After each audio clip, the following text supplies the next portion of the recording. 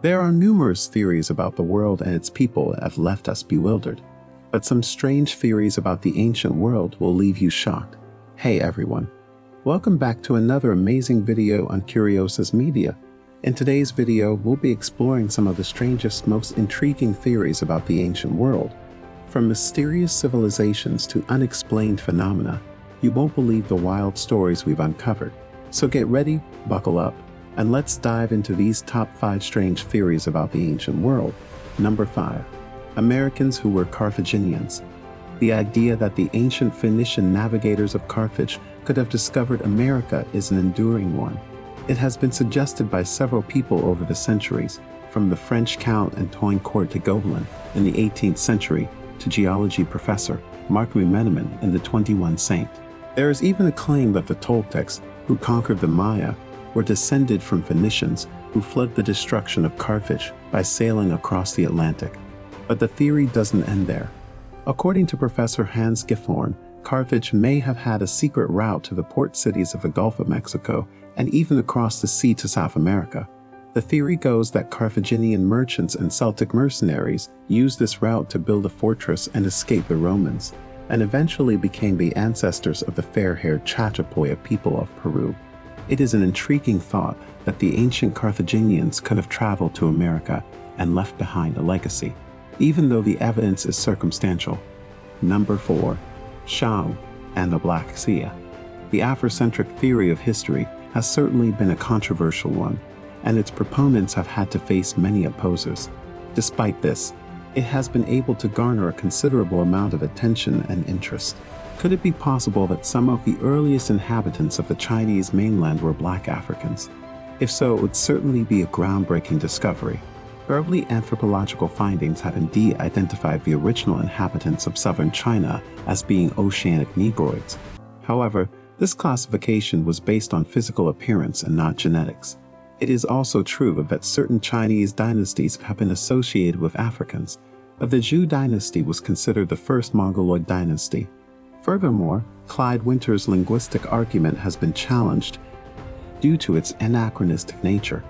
It is difficult to definitively answer this question with the limited evidence available, but it is clear that the Afrocentric theory of history has sparked debate and intrigue, and it is an idea that should be further explored and researched. Number 3. Kong Lao. Mao Zedong and the Chinese Communist Party had a complicated relationship with the figure of Confucius. On the one hand, they saw the ancient sage as a symbol of the Chinese people's struggle against oppression and a reminder of the importance of filial piety. On the other hand, they feared the influence Confucius' teachings could have on their own ideology. So during the Cultural Revolution, Confucius was vilified and his teachings were attacked. The Cultural Revolution saw Confucianism condemned in no uncertain terms. The Chinese Communist Party labeled Confucius a reactionary and an oppressor, and anti-Confucius propaganda was widespread. Posters depicted Confucius as a drunken lout and a slave master, and Maoists argued that Confucianism was an ideology of oppression that perpetuated the rule of the aristocracy. They even went so far as to suggest that Confucius had been a pawn of the ruling class, using his teachings to reinforce the existing social order. Of course, this view of Confucius was as distorted as it was extreme. While Confucius certainly did not advocate for the overthrow of the ruling class, he was far from a puppet of the aristocracy. Number 2. Caesar Julius died by suicide. If you look back on the life of Julius Caesar, it certainly seems that something was amiss. He had been a ruthless dictator, consolidating his power and pushing forward with his own agenda. He had also been a political genius and a great military leader, but near the end of his life, he seemed to be unlike himself. He had fainting spells, was prone to fits of depression, and had a series of strange seizures that caused him to pass out. It was this strange behavior that led the historian Richard Gerling to suggest the possibility that Caesar had been suffering from temporal lobe epilepsy.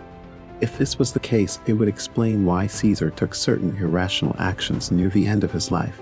It might even explain why he passively allowed his own assassination to take place. Number 1. King Solomon's Shrine.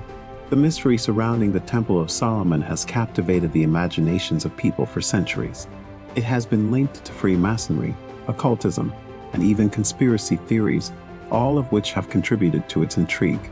It is said that the temple was built by King Solomon, and that the first Grand Masters of Freemasonry, King Hiram of Tyre, and Master Craftsman Hiram Ebeth were involved in its construction. Masonic writers believe that the symbolism of the temple has spiritual importance and that the initiation rituals and symbolic degrees were first developed at the temple. Anti-Masonic writers, however, have offered a different interpretation, claiming that the construction of the temple was associated with a powerful word of God that could summon the power of darkness. No matter which interpretation is correct, the Temple of Solomon will no doubt continue to be a source of fascination and intrigue.